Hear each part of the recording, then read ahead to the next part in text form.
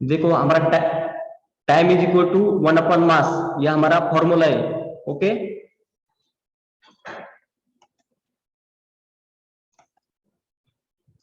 अब देखो हमने पहले फॉर्मूला कैसे बनाया, इसे समझते हैं हम।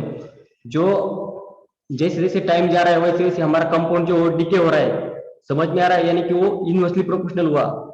टाइम का जो मास हुआ वो इनवर्सली प्रोपोर्शनल हुआ, इसकी वजह से हमारा फॉर्मूला आया टाइम इज इक्वल टू 1/मास ऑफ कंपाउंड। और जो कंपाउंड का मास है हमने उसको एक्स कंसिडर कर लिया। और इनिशियल कंडीशन में क्या हुआ, फॉर्मूला में हमारा जो कंपाउंड का मास है वो x/2 यानी कि वो आधा हो रहा है, तो इससे हम x की वैल्यू निकाल लेंगे। इस कैलकुलेशन में हमने x की वैल्यू निकाल ली, तो कितनी आई हमारी x की वैल्यू, निकालो, कैलकुलेशन करो और x की वैल्यू बताओ मुझे कितनी आएगी। 1/2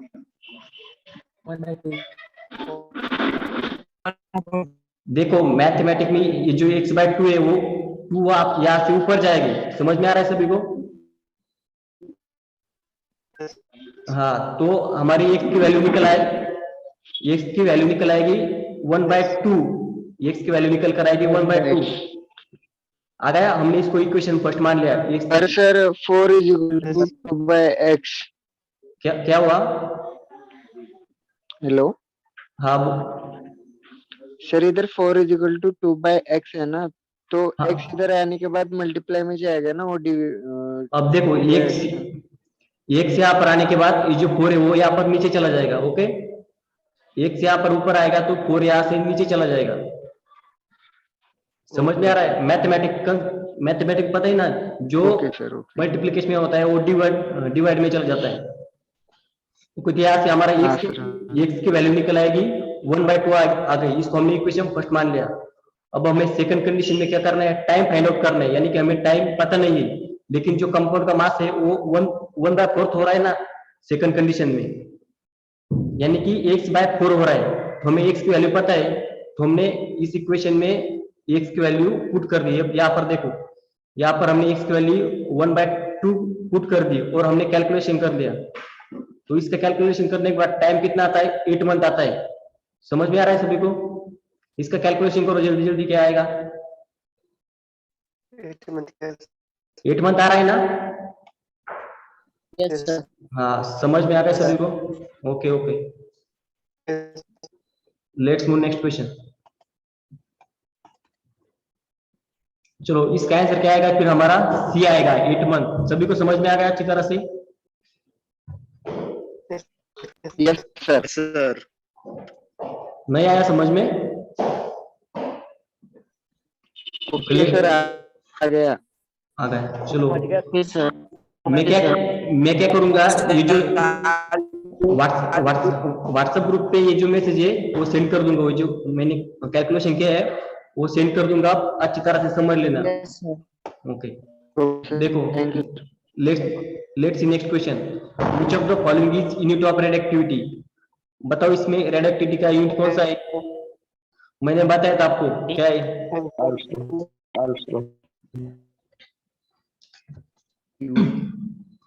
यस यस, पूरी इज करेक्ट आंसर। अब मुझे बताओ ये एंगस्ट्रॉम किसका यूनिट है?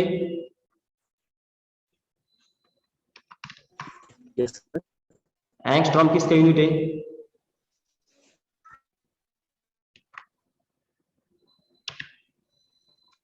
एंगस्ट्रॉम किसका यूनिट है वो पहले बताओ मुझे। एंगस्ट्रॉम किसका यूनिट है?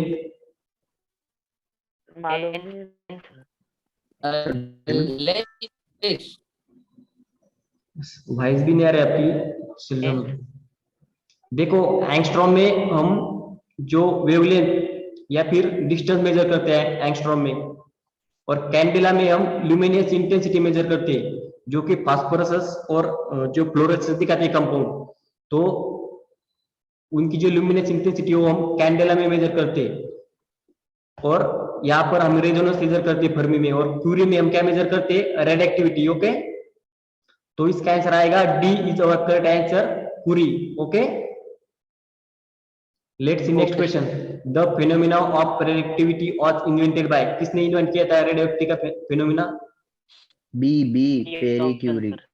अब देखो यहाँ पर सभी बहुत सारे बच्चे कंफ्यूज हो जाएंगे, यहाँ पर पेरी क्यूरी है और मेरी क्यूरी है, और लेकिन जो फादर ऑफ रेडियोएक्टिविटी थे, पहले सबसे पहले वो जो फिनोमिना डिस्कवर किया था वो हेनरी बैक्यूरेल ने किया था। उसके बाद पेरी क्यूरी और मेरी क्यूरी, इन दोनों ने उस पर रिसर्च किया, इसकी वजह से मेरी क्यूरी का उसको यूनिट दिया गया क्यूरी का। ओके, तो जो फिनोमिना था रेडियोएक्टिविटी का उसे हेनरी बैक्यूरेल ने डिस्कवर किया था, और मेरी क्यूरी और पेरी क्यूरी ये दोनों हस्बैंड वाइफ थे, उनको नोबेल प्राइज भी मिला है इसके इनोवेशन के लिए। Okay,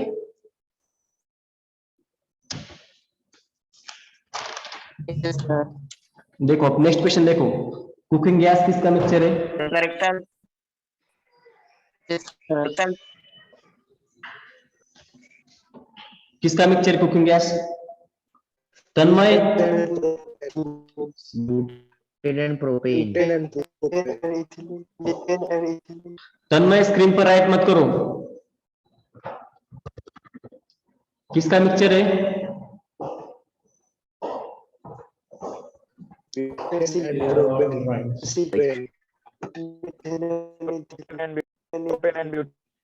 Tanmay, don't write on a screen. मैं भाई ऐसा क्यों कर रहे हो भाई? मैं ऐसा क्यों कर रहे हो भाई?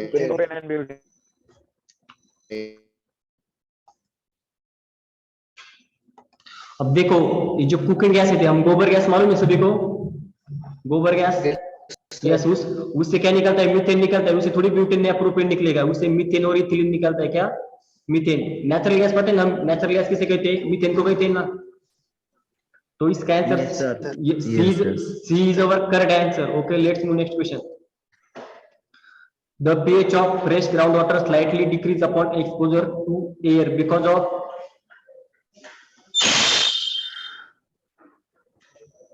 अगर हमने वाटर को एयर के कांटेक्ट में रखा तो उसका जो pH होता है वो स्लाइटली एसिडिक हो जाता है, यानी उससे उसमें एसिड बन जाता है। क्या? एसिड बन जाता है। तो इसमें से कौन सा ऐसा ऑप्शन दिया वाला है जिससे पॉसिबिलिटी बनती है एसिड बनने की? तो एसिड किससे बन सकता है? Sir, B. Sir oxygen from देखो मुझको बताओ, जो ऑर्गेनिक एसिड होती है उसमें क्या प्रेजेंट रहता है? कार्बन प्रेजेंट रहता है क्या? नहीं सर, ऑर्गेनिक एसिड में कार्बन प्रेजेंट रहता है या नहीं रहता? Yes. अब देखो यहाँ पर ये जो कार्बन डाइऑक्साइड है, हमारा option A is correct answer, because carbon dioxide when dissolve in water it will be form acid, कार्बनिक एसिड बन जाता है हमारा जब कार्बन डाइऑक्साइड वाटर में डिसॉल्व हो जाता है तो। ओके, कौन सा एसिड बनता है? कार्बोनिक एसिड बन जाता है, कार्बोनिक एसिड बन जाता है, जिसकी वजह से हमारी वाटर की पीएच स्लाइटली एसिडिक बन जाती है। कार्बन डाइऑक्साइड तो इनऑर्गेनिक है ना सर? हाँ, carbon dioxide is inorganic. Okay, carbon dioxide is organic, लेकिन उससे जो एसिड बनती है वो तो ऑर्गेनिक हुई ना acid. Carbon dioxide is inorganic. Okay, carbon dioxide is inorganic, लेकिन उससे जो एसिड बनती है वो ऑर्गेनिक है। समझ में आ गया? Let's move next question. Yes, sir. Cobalt 60 is commonly used in radiation therapy because of its emits, क्या emit करते हैं? Gamma rays. Yes yes, gamma rays. C. Option C is correct answer. अब मुझे बताओ एक्सरे क्या emit करते हैं? कौन सा मेटल यूज करता है, इमिट करता है एक्सरे को? एक्सरे को कौन सा मेटल इमिट करता है? सभी घर में लाइट यूज करते होगे, पुराने लाइट जो टंगस्टन से बने रहते हैं उससे एक्सरे मिलते हैं, वो एक्सरे इमिट करते हैं। ओके, देखो which of the following is not an isotope of hydrogen, इसमें से option number C hydrogen. Yes yes, yttrium. ये जो हाँ जो हाइड्रोजन का आइसोटोप नहीं है। देखो the first man made option number C hydrogen. Rayon. कौन सा? देखो यहाँ पर देखो the first man made artificial silk पूछा है हमें, man made artificial silk. Nylon. Nylon is correct answer. लेकिन हमने पिछला जो क्वेश्चन था उसमें हमने नाइलॉन इज करेक्ट आंसर और बी आंसर इज करेक्ट, लेकिन हमने पिछले क्वेश्चन में रेयन आंसर दिया बाकी का आवाज आ रहा है। भाई सर चलो हेलो सभी को सर 160 का क्या है? वो साइड का वॉइस सर वही 1 मिनट ओनली 1 मिनट ओके। देखो अब नहीं आएगी वॉइस वो चलिए। देखो the first man made artificial series कौन सा होगा? नाइलॉन होगा ना। फिर समझ में आ रहा है सभी को? यस यस नाइलॉन होगा। Hello sir, yes. बोले बोले बच्चों बोले हेलो बोले ना। 160 नंबर का क्वेश्चन का आंसर क्या है? 161 क्वेश्चन का आंसर आएगा बी। ओके 160 का सर 160 160 का सी आंसर आएगा ethereum. Okay C is correct answer. समझ में आ गया? यस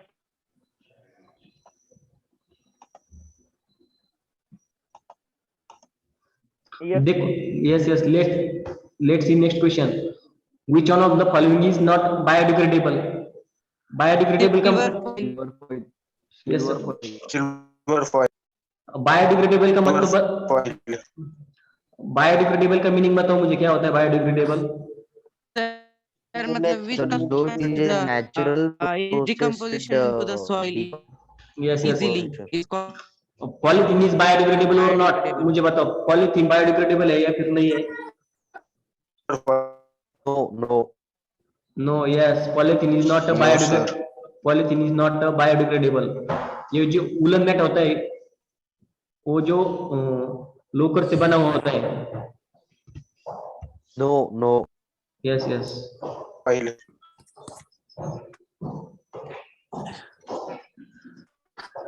अब देखो sir, matlab which substance is decomposition in आपकी वॉइस नहीं आ रहे बच्चों। Let's see next question. Nylon is किसका किससे बना हुआ होता है nylon? Polyamide. Yes polyamide is our correct answer. Nylon जो होता है वो पॉलीअमाइड से बनाया हुआ होता है, यानी कि B answer is correct answer. Which of the following is not an explosive? Explosive का मतलब मालूम है सभी को? Sir, nitrochloroform. नाइट्रोक्लोरोफॉर्म। बताओ आंसर इसका क्या है? Answer D. इसका आंसर आएगा Sir, डी। डी आंसर आएगा इसका। टीएनटी का लॉन्ग फॉर्म बताओ मुझे क्या है? कल मैंने दिखाया था आपको टीएनटी। क्या आएगा इसका लॉन्ग फॉर्म? ट्राइनाइट्रोटुलिन होता है वो। क्या? ट्राइनाइट्रोटुलिन। और जो टीएनजी यानी कि ट्राइनाइट्रो ग्लिसरीन का फॉर्मूला पता है सभी को? No sir. ग्लिसरीन। प्रोपेन पता है सभी को? प्रोपेन के जो 3 कार्बन होते हैं तो उन्हीं हर एक कार्बन पर एक एक अल्कोहल ग्रुप अटैच हो जाता है, OH, उसको कहते हैं हम ग्लिसरॉल। ओके तो इसका आंसर आएगा हमारा 164 का nitrochloroform. Okay let's see next question. बताओ इसका आंसर मुझे। Which of the following is called noble oil? trinitroglycerin. Option A. Option A and option D are also correct because of trinitroglycerin and nitroglycerin are both having the same structure, but here the print mistake because of okay. तो इसका ट्राइनाइट्रोग्लिसरीन भी लिख सकते हैं या फिर nitroglycerine, both having the same structure. यस sir 4 आता है सर 4 आता है। The explosive nitroglycerin is बताओ मुझे। Sir, सर वो क्या? स्क्रीन पे कुछ तो ब्लैक और रेड दिख रहा है, उसकी वजह से क्वेश्चन एक मिनट, एक दिख मिनट, वो अब नहीं दिख रहा ना? हो गया क्लियर? अब बताओ, नहीं नहीं द एक्सप्लोजिव नाइट्रोग्लिसरीन किससे बना होता है? नाइट्रोग्लिसरीन कौन सा ग्रुप प्रेजेंट रहता है उससे? उसमें ईस्ट से sir, ester. Yes yes, ester. Ester present रहता है। Ester is correct answer, D is our correct answer. Okay, RDX is, RDX का लॉन्ग फॉर्म बताओ मुझे। RDX also are explosive that will be used in making a bomb in or in a defense services. Okay, sir D D D D आएगा sir, D. अब देखो उसको answer B is correct answer. उसको हम research develop exclusive भी कहते हैं और research departmental exclusive. Option B is correct answer. B B D नहीं, बी आंसर आएगा करेक्ट इसका, B. Okay sir. Research develop exclusive. अब देखो 166 का आंसर आएगा ईस्टर, डी 166 का डी ईस्टर आंसर आएगा। Okay, let's see next question. Who was the inventor of dynamite? Dynamite को खोज किसने की थी? Alfred Nobel. यस, उसको उसके Alfred Nobel. Alfred Nobel sir, yes. Yes, D is our correct answer. उसी वजह से, उसकी खोज की वजह से उसको नोबेल प्राइज दिया गया था, अल्फ्रेड नोबेल को। ओके, या फिर अल्फ्रेड नोबेल था, उसके बाद उन्होंने नोबेल प्राइज की शुरुआत की अल्फ्रेड नोबेल के बाद। Okay,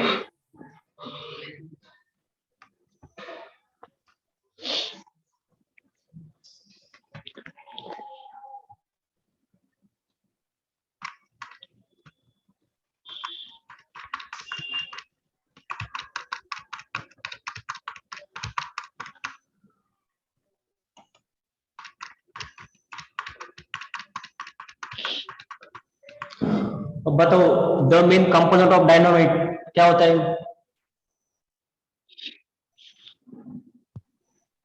टीएनडी TNT nitroglycerine yes, nitroglycerine, yes yes, nitroglycerine sir, C. Option C is correct answer. अभी बताया मैंने, डायनामाइट। ओके, डायनामाइट को हम नाइट्रोग्लिसरीन कहते हैं। Okay, yes. देखो एस्पिरिन इज एन, एस्पिरिन क्या होता है? हम मेडिसिन में यूज करते हैं एस्पिरिन को।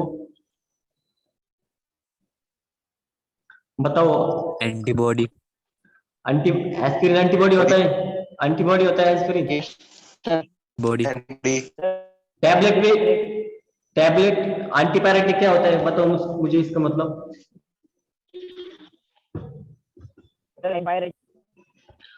एंटीपायरेटिक जो हम फीवर को रिड्यूस करने के लिए यूज करते हैं, किसको? फीवर यानी टेम्परेचर करने के लिए हाँ हाँ, एस्पिरिन। ओके, और जो एनाल्जेसिक होते हैं वो क्या करते हैं? पेन को रिलीव करने के लिए यूज करते हैं हम, एनाल्जेसिक। ओके, एंटीपायरेटिक और एनाल्जेसिक दोनों में कंफ्यूज नहीं होना। जो एंटीपायरेटिक होते हैं वो फीवर को रिड्यूस करने के लिए यूज करते हैं, और जो एनाल्जेसिक होते हैं वो हम पेन को कम करने के लिए करते हैं। जैसे कि पैरासिटामोल, पैरासिटामोल एंटीपायरेटिक भी है और एनाल्जेसिक भी है, दोनों भी है, दोनों भी प्रॉपर्टी शो करती है। देखो, who develop long form of the periodic table? बताओ इसका answer. Sir Mendeleev sir most mostly अब देखो, बहुत कंफ्यूज हो रहे हैं, बहुत कंफ्यूज हो रहे हैं। आप जो आंसर बता रहे हैं उसमें से कोई भी आंसर नहीं। मेंडेलीव नहीं, मेंडेलीव भी नहीं, मेंडेलीव भी नहीं। अब यहाँ पर क्वेश्चन का मीनिंग अच्छी तरह समझ लो पहले। Who develop long form of periodic table, यानी कि इसका मतलब है सबसे पहले किसने एटॉमिक नंबर के ऑर्डर में एलिमेंट का ऑर्डर किया था? किसने किया था? Atomic number. मोस्टली सर, नॉर्थ मेयर। नो, मोस्टली नेल्स बोर आएगा इसका answer. Sir, option B is correct. Niels Bohr ने नेल्स बोर ने बताया था। Still, यस, नेल्स बोर ने सबसे पहले बताया था। still atomic scale. यस, मोजले ने मॉडर्न पीरियोडिक टेबल की डिस्कवरी की थी, और मेंडलीफ ने क्या था, वो जो एलिमेंट थे वो एटॉमिक मास के सीक्वेंस में अरेंज किए थे, एटॉमिक मास, और नेल्स बोर ने एटॉमिक नंबर के सीक्वेंस में अरेंज किए थे। समझ में आ गया? और उससे पहले लोदर बेयर ने भी उस पर डिस्कवरी की थी। Let's see next question. Mendeleev periodic table is based on, Atomic number, sir. अभी बताया मैंने। यहाँ पर देखो मेंडलीफ है, मोस्टली पीरियोडिक टेबल है ये मेंडलीफ। यस, क्या है? किसका आंसर? 172. एटॉमिक मास आएगा। मैंने अभी पिछले क्वेश्चन में बताया, मेंडलीफ ने क्या कहता है, एटॉमिक मास के थ्रू अरेंज किए थे, और जो नेल्स बोर थे उसने एटॉमिक नंबर के सीक्वेंस में अरेंज। तो 172 का answer B is correct answer, atomic mass आएगा। अब next question, which pair of element belong to the same group? 17 and 35. 1035 option C is correct, sir. 70 किसका एटॉमिक नंबर है? Yes, sir. Oh. Yes, sir. Yes. C is correct answer. मुझे बताओ 70 किसका है? Yes, sir. किसका atomic number है 70? Fluorine. और 35? Bromine. अब देखो सेम ग्रुप, दोनों सेम ग्रुप में, दोनों सेम ग्रुप में। हाँ सर। हाँ, तो इसका आंसर क्या आएगा? 35। हाँ सर। तो option C is correct answer. Okay, समझ में आ गया? C element. हाँ sir. Let's see next question. मुझे बताओ इसमें से सबसे इलेक्ट्रोनेगेटिव एलिमेंट कौन सा है? Which of the following is most electronegative element? Fluorine. Sir, Fluorine. Yes, yes. D number का क्या? कौन सा? Iodine. Iodine. यहाँ पर ये जो डी ऑप्शन बोल रहे हैं ना आप, वो जो 11 नंबर जो होता है वो सोडियम का होता है। जो 174 क्वेश्चन देखते हैं हम, बताओ इसका फ्लोरीन आएगा, क्योंकि हैलोजन में जो फ्लोरीन होता है वो सबसे ज्यादा इलेक्ट्रोनेगेटिव Oh, होता yes, है। sir. Fluorine Yes, yes, yes. और फ्लोरीन की साइज भी सबसे कम होती है। ओके, फ्लोरीन की साइज सबसे कम रहती है ना, तो जिस तरह से हम पीरियड में नीचे की ओर जाएंगे तो हमारी जो इलेक्ट्रोनेगेटिविटी होगी वो डिक्रीज होती जाएगी, यानी कि क्लोरीन, ब्रोमीन, आयोडीन इस तरह से डिक्रीज होती जाएगी। ओके, अब बताओ मुझको, how many, let's see next question, how many elements are found in nature? कितने एलिमेंट नेचर में प्रेजेंट रहते हैं? या फिर हमें 92. 92. ओके। और जो अब मुझे बताओ बाकी के एलिमेंट कहाँ प्रेजेंट रहते हो? चलो मैन मेड एलिमेंट रहते हैं। यस, सर वो आर्टिफिशियल बनाने वाले. हाँ, वो आर्टिफिशियल किस तरह से बनाते हैं? बनाने वाले. जो आइसोटोप्स होते हैं, जैसे कि यूरेनियम हुआ हमारा, यूरेनियम से हम बाकी आइसोटोप्स मिलते हैं, उसे कहते हैं हम मैन मेड। जो रेडियोएक्टिव एलिमेंट्स होते हैं ना, जो रेडियोएक्टिव डीके के बाद जो एलिमेंट बनते हैं, तो बाकी के रेडियोएक्टिव एलिमेंट होते हैं। आ गए समझ में? The neutral particles of an atom, बताओ कौन सा पार्टिकल न्यूट्रल है इसमें से?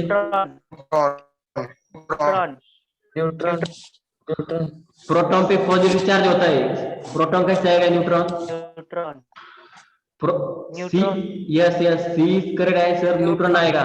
इलेक्ट्रॉन पे कौन सा चार्ज होता है? इलेक्ट्रॉन पे कौन सा चार्ज होता है? Negatively charged particle. Yes, electron is a negatively charged particle. Negative charge होता है. Let's move next question. The number of electrons present in the outermost shell of all noble gas except helium. बताओ.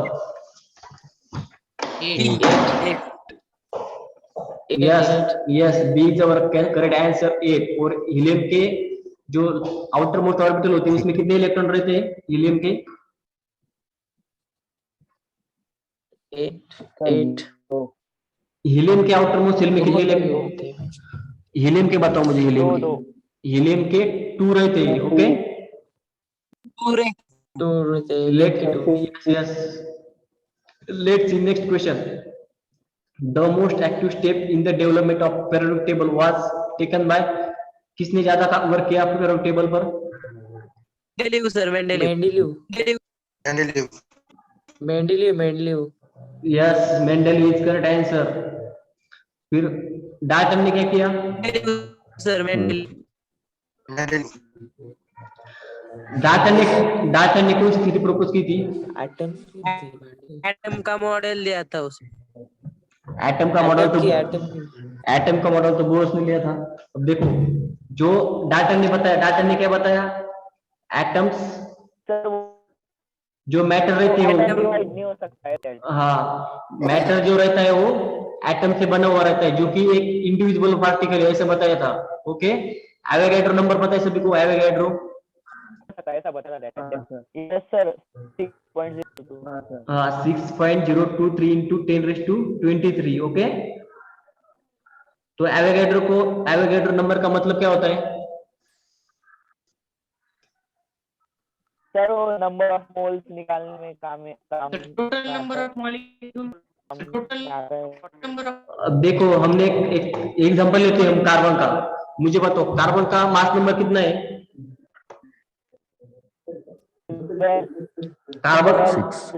Carbon का mass number पूछा मैंने, mass number 12 होता है carbon का mass number 12। अब देखो कार्बन का मास नंबर 12 होता है। अगर हमने 12 ग्राम कार्बन लिया तो उसमें कितने नंबर ऑफ एटम प्रेजेंट रहेंगे? 6.023 into 10⁻23 इतने कार्बन के एटम प्रेजेंट रहेंगे, ओके। अगर हमने 12 ग्राम कार्बन लिया तो उसमें 6.023 into 10⁻23 इतने कार्बन के एटम प्रेजेंट रहेंगे। समझ में आ गया?